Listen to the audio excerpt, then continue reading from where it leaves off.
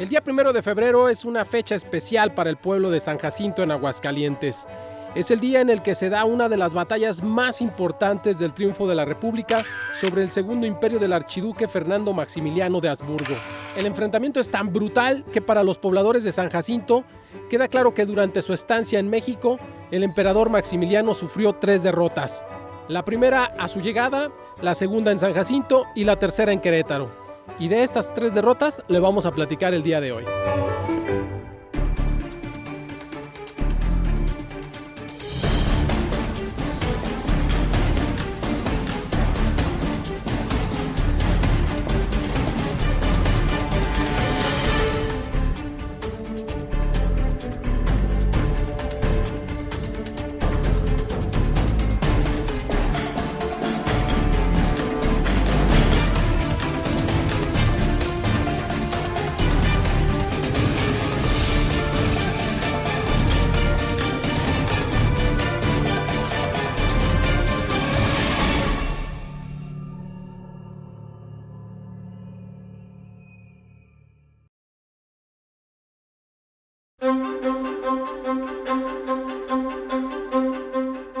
Año de 1861.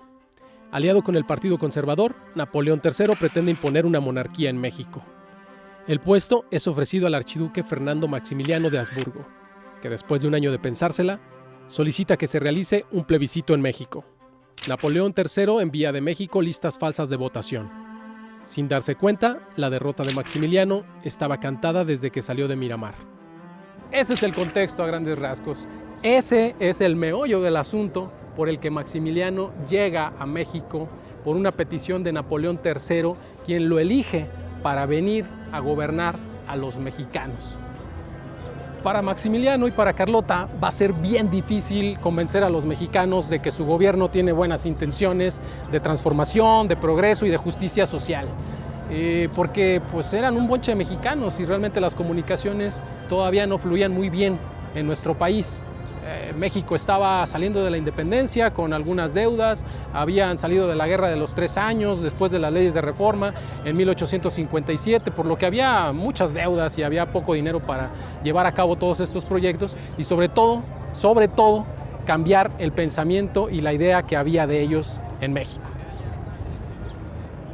Sucede que el Palacio de Gobierno pues llevaba ya algo de tiempo abandonado porque Juárez había salido de la ciudad hacía tiempo y cuando llegaron pues se encontraba pues no en muy buenas condiciones para recibirlos, por lo que ambos, el emperador y la emperatriz, deciden mudarse de residencia para que a partir de este momento el castillo de Chapultepec sea el lugar de despacho de los emperadores.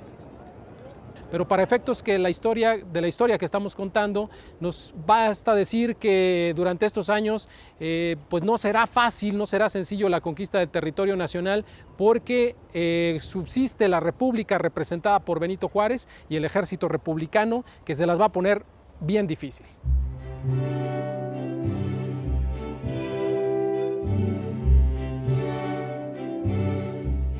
Después de 2 años de imperio, Carlota y Maximiliano no logran alcanzar los grandes cambios. Les falta tiempo. Pero Napoleón decide abandonar su aventura mexicana ante la presión de los Estados Unidos y la guerra con Prusia. Tras la salida de los franceses, el ejército mexicano va recuperando el territorio hacia el sur. Los imperialistas intentan detener el avance con el general Miguel Miramón por el Bajío y el general Severo del Castillo por San Luis Potosí. Se dirigen conquistando las principales ciudades del país hasta llegar a la ciudad de Aguascalientes el día 22 de enero de 1867, donde justamente se entera que Juárez ha llegado a la ciudad de Zacatecas.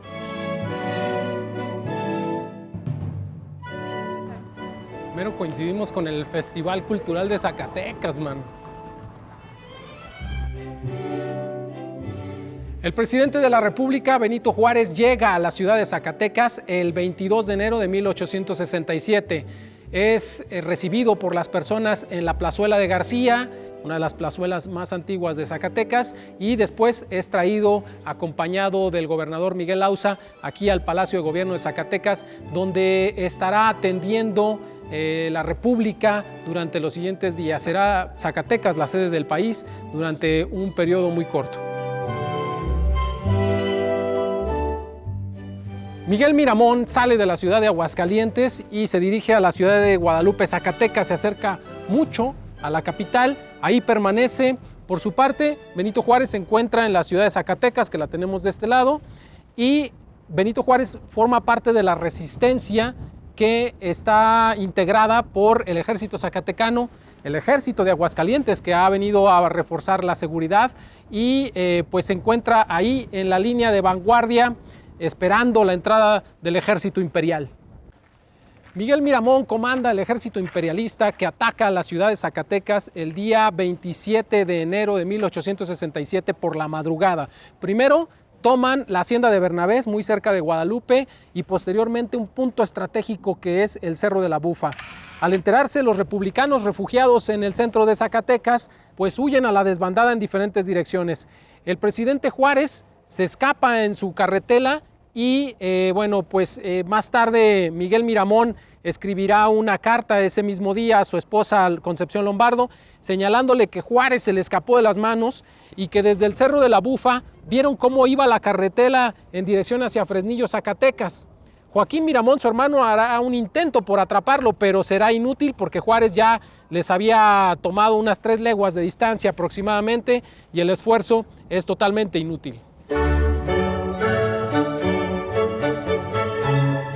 La victoria en Zacatecas dura poco. El 31 de enero de 1867, los imperialistas se dirigen hacia Aguascalientes para evitar encontrarse con las fuerzas republicanas al mando de Mariano Escobedo. En Ciudad de México, los festejos son inminentes. Maximiliano cree que Benito Juárez fue capturado. Miguel Miramón tiene que salir de la ciudad de Zacatecas porque muy cerca está el ejército republicano muy bien pertrechado con armas americanas y sabe que sus fuerzas no le dan para mucho. Así que decide salir hacia el centro de la República para encontrarse con Severo del Castillo y muy pronto le da alcance el ejército de Mariano Escobedo aquí, en este lugar en el que pareciera que no sucedió nada, conocido como la Hacienda de San Jacinto, en el municipio de Rincón de Romos. La batalla se libra cerca de la hacienda y es una batalla pues, que no dura mucho. El ejército republicano flanquea al ejército imperial, lo ataca por la retaguardia, los fulminan y al ejército de los conservadores no le queda más que salir despavoridos de aquí de la hacienda de San Jacinto.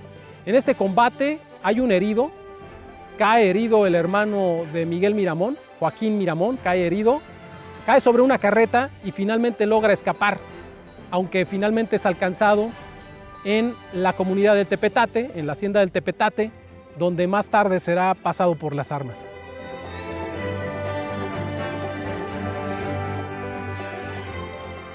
La batalla de San Jacinto es muy célebre porque en este combate se capturan a 800 prisioneros del ejército conservador.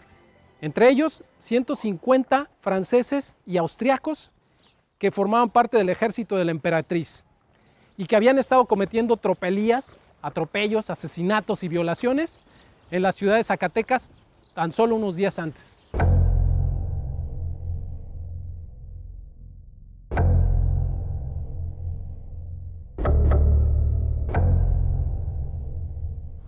Del 1 al 3 de febrero de 1867, esta será la prisión de estos 800 hombres capturados, de los cuales 135 son franceses y austriacos.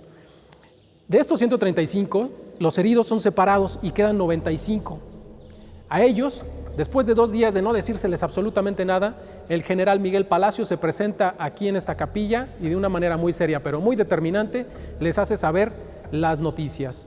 El ciudadano presidente de la República, Benito Juárez, les dice, ha decidido que ustedes, caballeros franceses, deben ser pasados por las armas.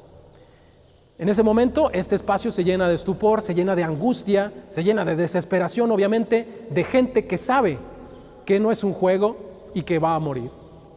Y de 10 en 10, a estos soldados franceses los van sacando de la capilla de la ex hacienda de San Jacinto.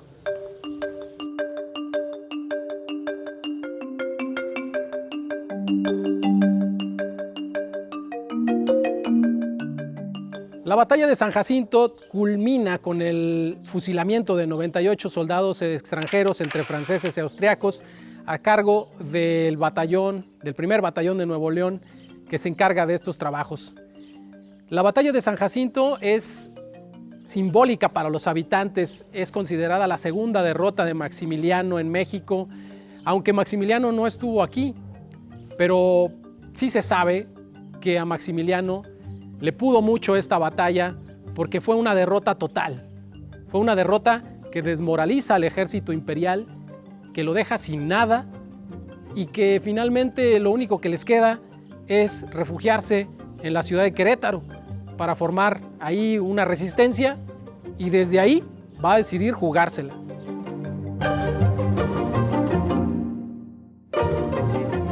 La noticia de la batalla de San Jacinto cae como bomba en la Ciudad de México, por lo que Maximiliano y su jefe de Estado Mayor Leonardo Márquez tendrán que revisar con mucho cuidado el siguiente movimiento y finalmente deciden encuartelarse en el convento de la Cruz en la ciudad de Querétaro, aunque para algunos es la peor idea. En los próximos días arribarán las tropas imperialistas de Ramón Méndez, Tomás Mejía y Miguel Miramón. Mariano Escobedo llega a la ciudad de Querétaro el día 6 de marzo de 1867. Escobedo se organiza alrededor de la ciudad, descubre que hay llanuras alrededor, de que hay un hundimiento geográfico aquí en la ciudad de Querétaro y que puede tener una mejor visión. Por lo tanto, se refiere a su ejército y les dice: señores, vamos a acercar aquí la ciudad y de aquí no se mueve nadie, ni entra ni sale nadie. Así es, se habla de 35,000 soldados sitiando completamente la ciudad. Esto ya se habla prácticamente de pues una pérdida, ¿no? Tanto de imperialistas como republicanos. Se habla de que pues había entre 8,000 y 9,000 imperialistas, entonces pues esa batalla estaba perdida. Era aplastante la diferencia. Así es.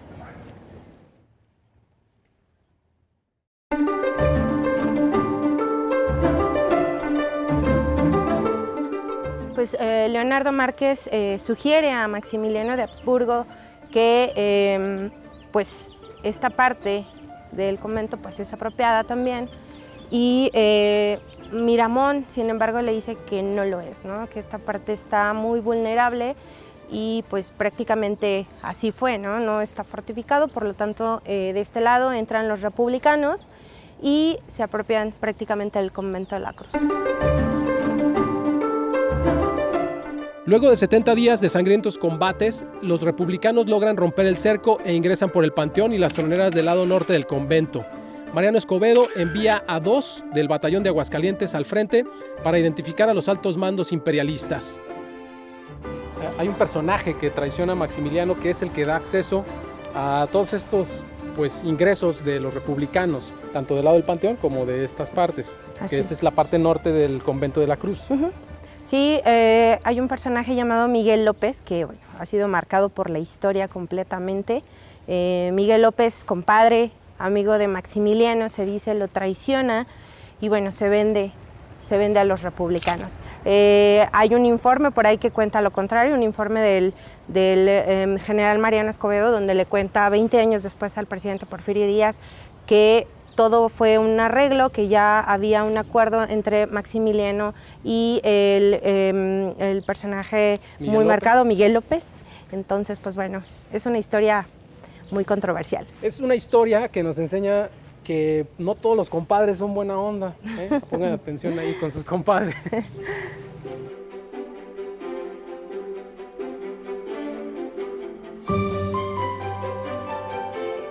La verdad es que yo no había conocido mucho la historia de Miguel Miramón y fue, o sea, hasta el último momento leal a Maximiliano, ¿no? Ya no tenía, en las memorias dice, ya no tenía ni siquiera soldados a veces. Y bueno, pues aún así lucha, ¿no? O sea, en ningún momento, dirían por ahí, se echó para atrás. Y esta es la portada del convento de la Cruz. Los mayores ataques se sufrieron de este lado. Hay fotografías que me mostraron aquí en el convento y algunas otras del cronista de la ciudad, Eduardo Rabel, donde afuera tuvieron que poner pues como ciertos, ¿cómo le llaman estos? para que no atacaran tan directo, ¿Barricadas? como barricadas acá afuera. Pero ve la arquitectura original de este lado y ve la de acá. Ha sido modificada esta parte. Ok. Se dice que de hecho la entrada no fue exactamente por el boquete, por la tronera que está del lado norte del convento, sino que fue por el panteón. Así es, que era la parte menos fortificada, del que hablamos hace un momento. Por lo tanto, pues entran por ahí. Dicen que fueron varias entradas, no solamente esa que tuviste. Fueron varias, nada más que ya la cerraron. Pero mira, ve, en la parte de allá atrás hay una como puerta ya sellada, ¿ya viste? De hecho, esta la construyen, según el cronista Eduardo Rabel, en 1860. 1860 y se ven algunos impactos de bala. Estaba fresca. Sí, mira, aquí hay varios impactos de bala. Que bueno, yo creo que aquí hubo ataques, pero también fusilamientos. Principios de mayo. Cortan el agua del acueducto. Sí, rompen un pedazo del acueducto y hablan de un personaje muy importante aquí de la ciudad, ¿no? Dicen que era un pianista, se llamaba Bruno María Reynoso. Él se subía y ponía pencas en el acueducto para que bajara pues al menos por 2 horas agua y ya no tuvieran que estar batallando, porque obviamente pues muchas de las personas de aquí de la ciudad, prácticamente todos, se quedaban sin agua, salvo algunos que tenían pozos, ¿no? Pero bueno, esto no daba para tanto tiempo.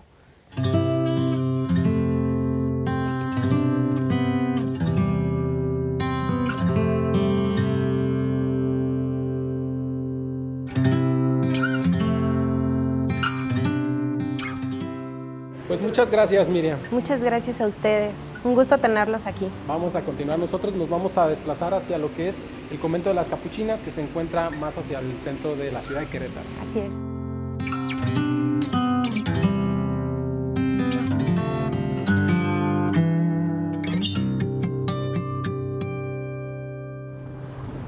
Museo de la Restauración de la República. Aquí es.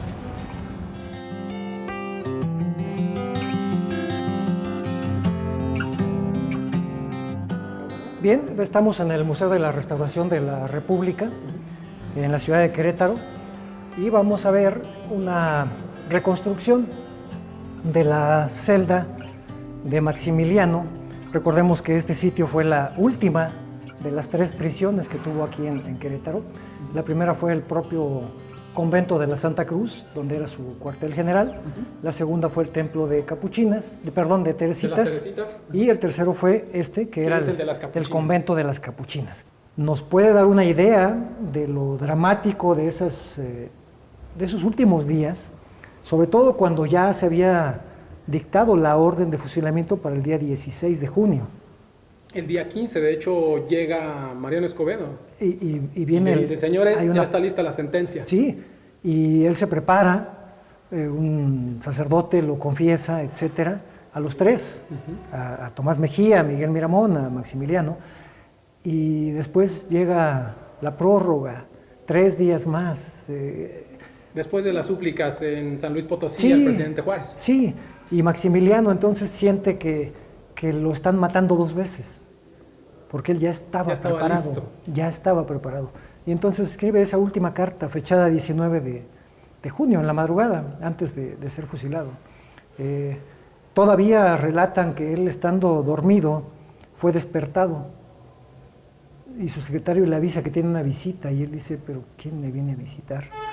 El general Mariano Escobedo. Pues lo recibe, platica con él, se despiden. Y regresa y dice, qué barbaridad, dice, ahora ya no voy a poder dormir. Todavía desayunó aquí en su celda, no recuerdo exactamente el menú, creo que fue algo de pollo, vino tinto, algunas otras cosas. Y bueno, de aquí al patíbulo, el día 19 de junio, 6 de la mañana.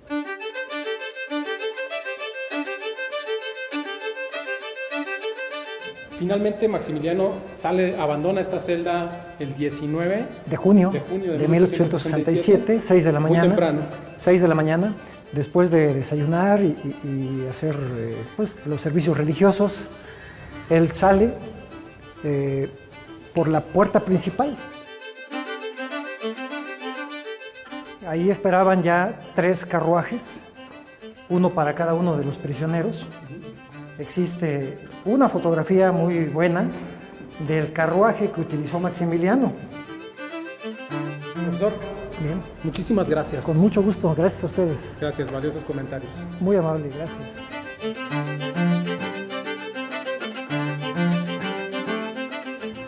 A las 7 de la mañana del 19 de junio de 1867, el Cerro de las Campanas se encontraba rodeado por 4,000 hombres del ejército republicano, cuando en ese momento justo llegan las carrozas donde traían a los prisioneros, el emperador Maximiliano, Tomás Mejía y Miguel Miramón.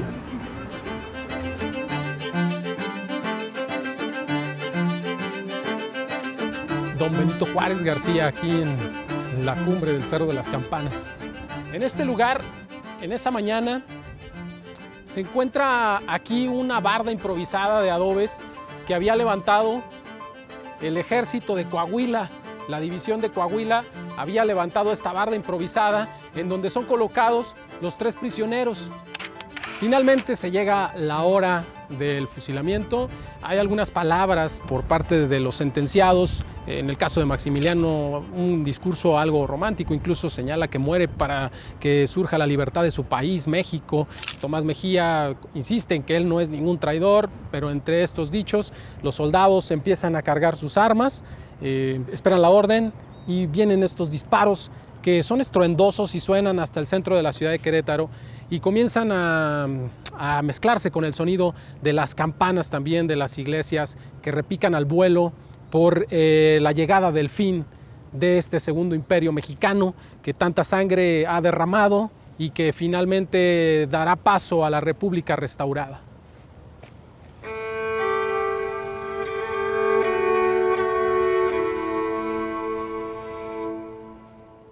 Estas microhistorias que forman parte de la gran historia del siglo XIX, de uno de los acontecimientos más relevantes, nos hablan también del sentimiento de los pueblos que fueron los protagonistas de ellas.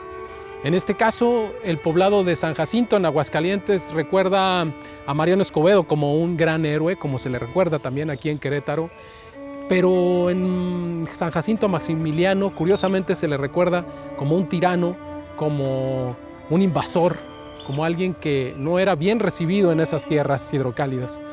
Y aquí en Querétaro llama la atención que incluso las mujeres al fallecimiento de Maximiliano pues tratan de conseguir un poco de sangre en pañuelos, como si la sangre de Maximiliano tuviera algo en especial. Y son 2 formas de ver México, son 2 maneras de ver México que se dan en estos años de 1864 a 1867, y por eso era importante contar esta historia, que estos personajes, si bien llegaron de Europa, se convierten ya en parte de nuestras identidades y en parte de la historia de nuestros pueblos, de la historia regional de este lado de nuestro país.